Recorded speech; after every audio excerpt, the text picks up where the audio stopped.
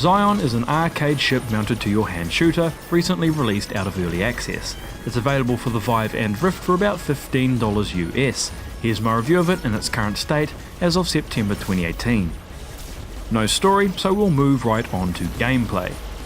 Tethered to your right controller is your ship, and to your left a readout of ship health, mobility, and a shield that can be used to block incoming fire.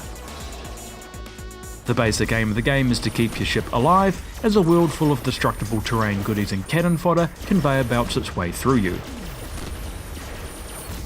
The ship itself is modular, meaning that you can purchase ship parts with credits acquired in-game and attach them however you please, paying special attention to your ship's power, which affects the rate of fire and shield regeneration, engines, which reduces the lag between ship and controller position, and wings, which reduces the lag between ship and controller rotation. All told, the game offers 8 levels, totaling around 2 to 3 hours of playtime. Let's talk enemy, which include a wide variety of tanks, turrets, ships, and bosses.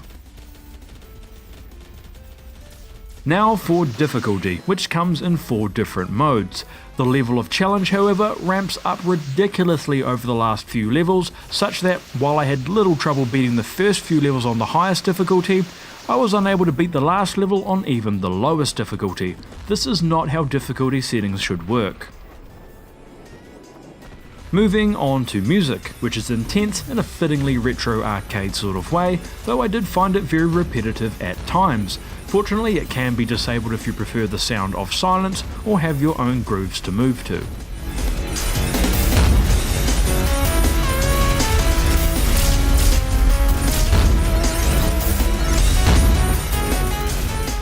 On to graphics, which answers the question, what would 1994's Raptor look like as a mod for Minecraft? Not all that bad in my opinion. As for settings, the game offers a decent selection, and I had no issues running more or less maxed out on my 1070. Let's talk bugs and/or design flaws. There are a few. The game offers no option to save your ship, such that every time you load up you're forced to build another from scratch. While any contact with terrain makes short work of your ship, enemies are able to fly through unscathed, giving them a very unfair advantage.